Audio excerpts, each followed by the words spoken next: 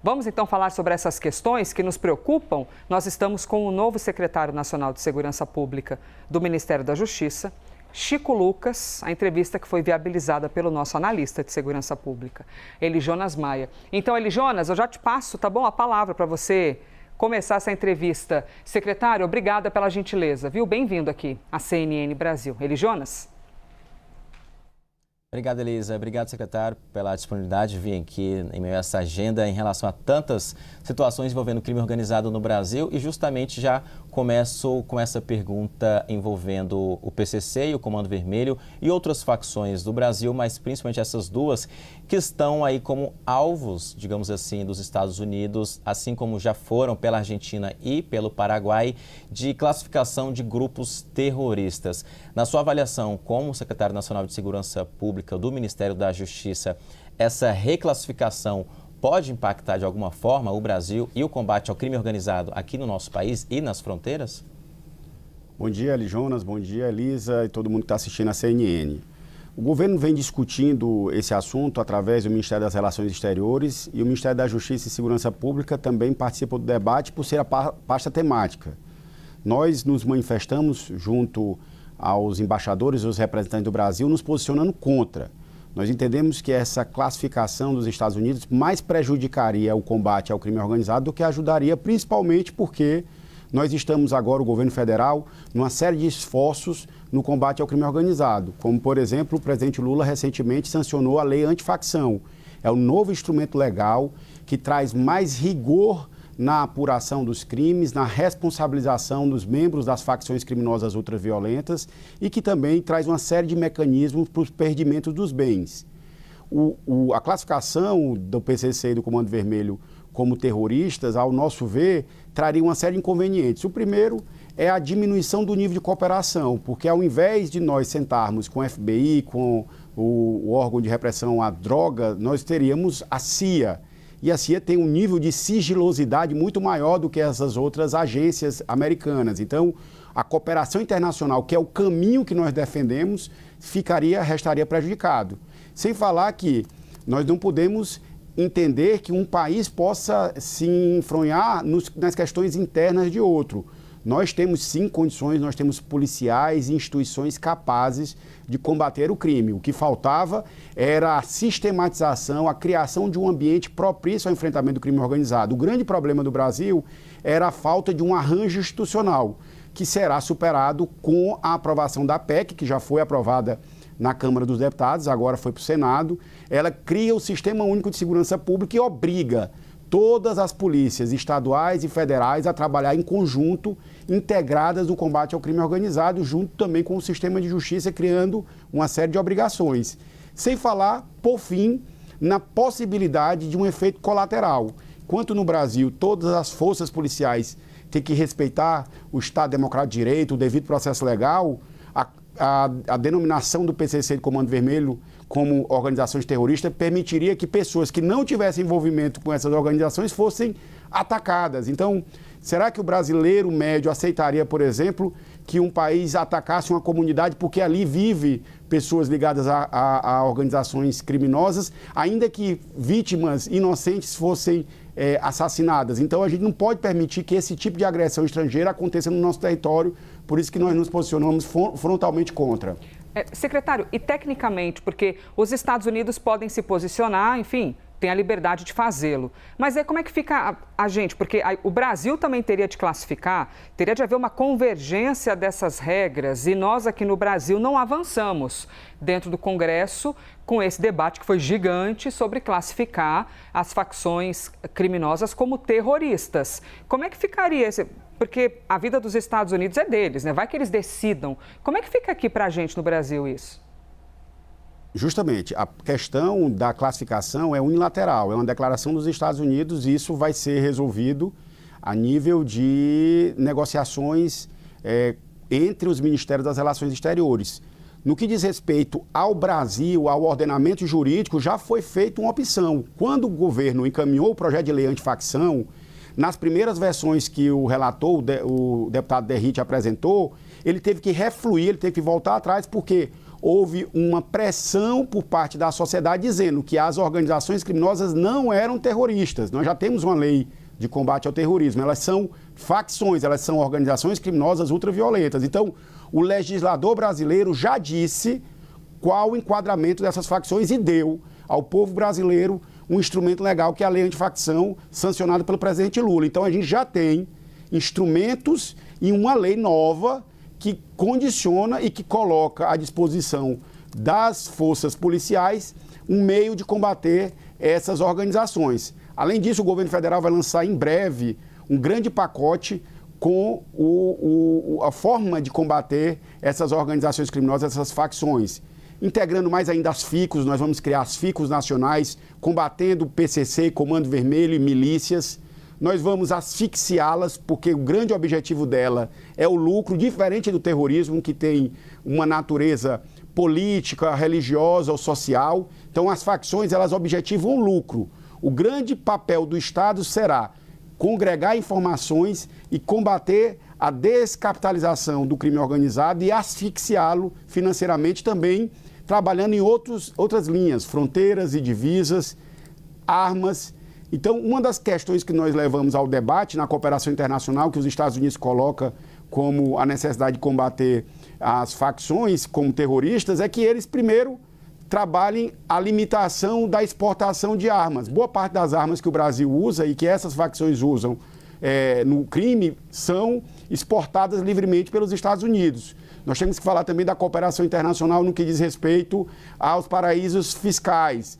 Nós temos estados americanos, como o estado de Delaware, onde boa parte dos recursos que são levados pelo crime são levados para aqueles paraísos fiscais. Então, a cooperação internacional deve ser firmada e estabelecida em termos mais profundos antes de qualquer aceitação de uma declaração de que essas organizações são terroristas e a gente vulnere a nossa soberania. Então, já aproveito para lhe perguntar, vocês têm um balanço de autuações, de postos que já foram ali abordados? Porque é muita gente que quer lucrar em meio à adversidade, secretário.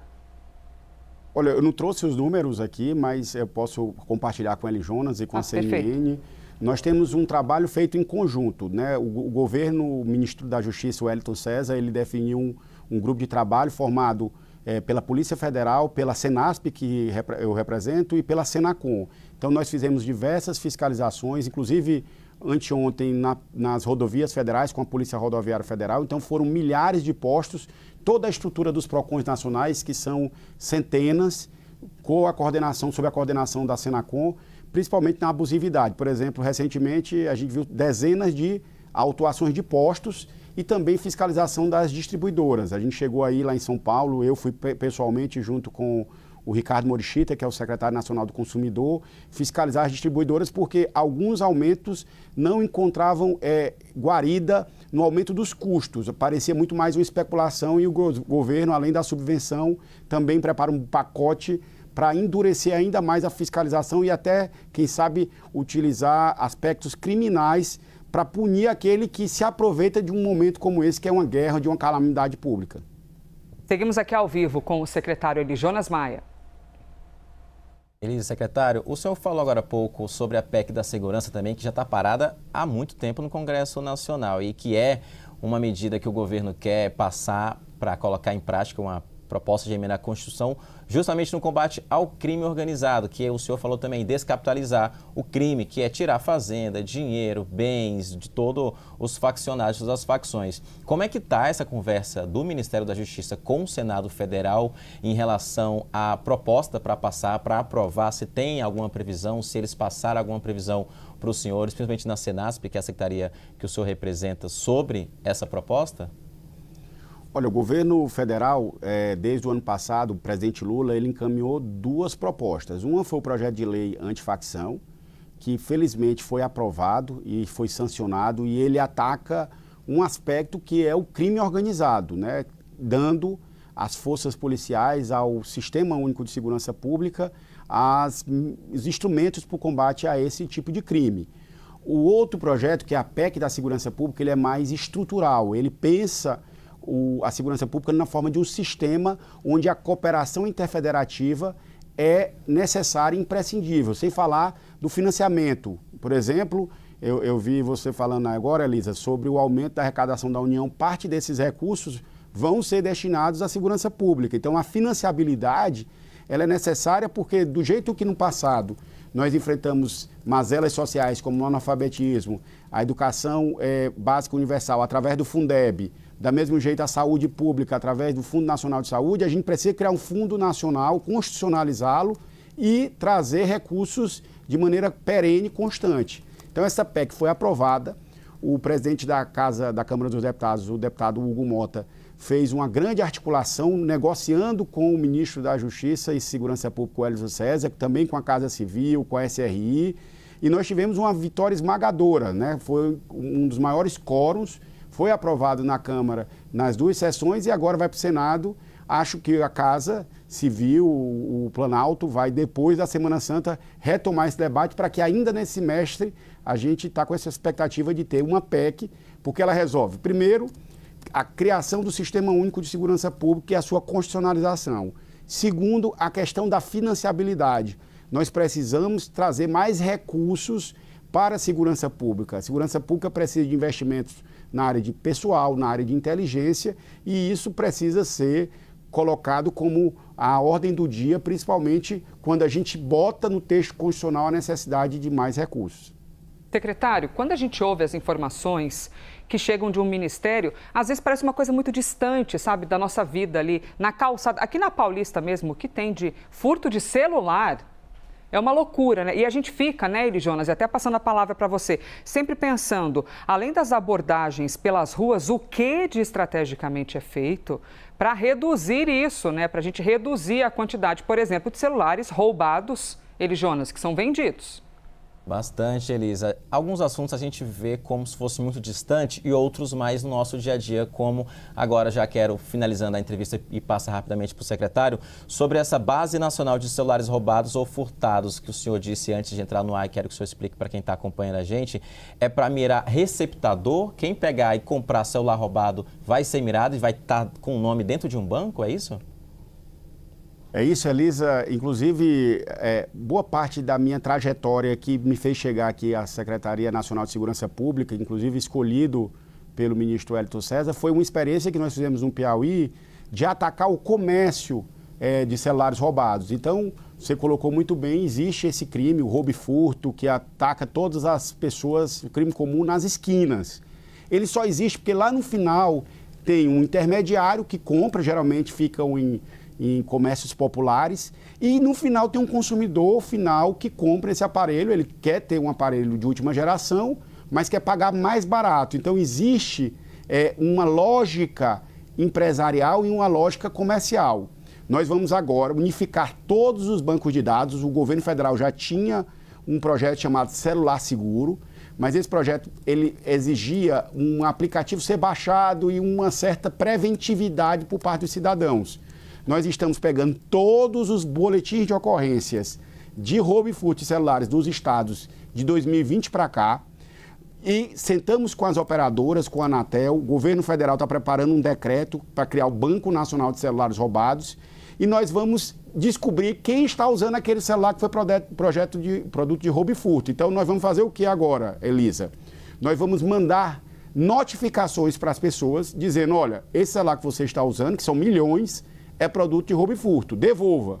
Se a pessoa não devolver, ela vai constar num cadastro de receptadores, para a gente criar uma responsabilização criminal e até social para quem consome. Assim, e a gente tem números para apresentar, como no Piauí, a redução hoje está na casa dos 70%, você desestimula o comércio, porque as pessoas vão deixar de comprar, porque elas não vão mais ter certidão negativa.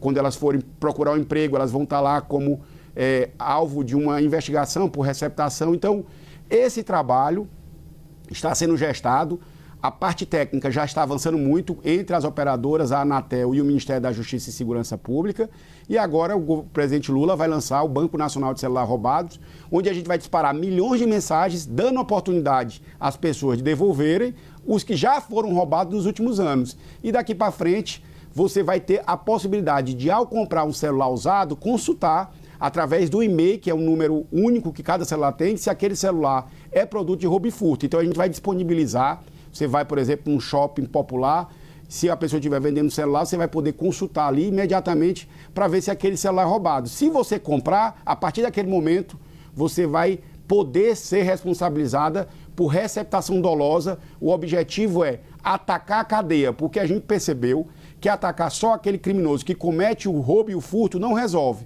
se a gente não desestimular o consumidor final e também responsabilizar com mais rigor o intermediário que lucra com esse comércio. Conversamos com Chico Lucas, novo secretário nacional de Segurança Pública do Ministério da Justiça. Secretário, muito obrigada pela gentileza, viu? No nosso telejornalismo aqui, a gente tem tantas angústias da sociedade que é muito importante poder ouvi-lo, compreender quais são as medidas. Seguiremos aqui enquanto imprensa cobrando sempre e agradecemos a gentileza do senhor ter estado conosco presencialmente, aí em Brasília. Eu que agradeço, e quando lançarmos o Banco Nacional de Celular Roubados, que vai ser agora em abril, para começar a mandar as mensagens em maio, eu estou à disposição para sempre retornar aqui aos bastidores da CNN. Estaremos. Ainda mais o Elijonas Maia, o senhor pode saber que o Elijonas não vai deixar de mandar mensagem. No seu WhatsApp. Tomara que ele não receba uma mensagem, né? Não. Será? De bom dia, secretário, como vai? Aguarde que vai chegar. Muito obrigada. Secretário Elijonas, obrigada por ter viabilizado também essa conversa aqui com a gente.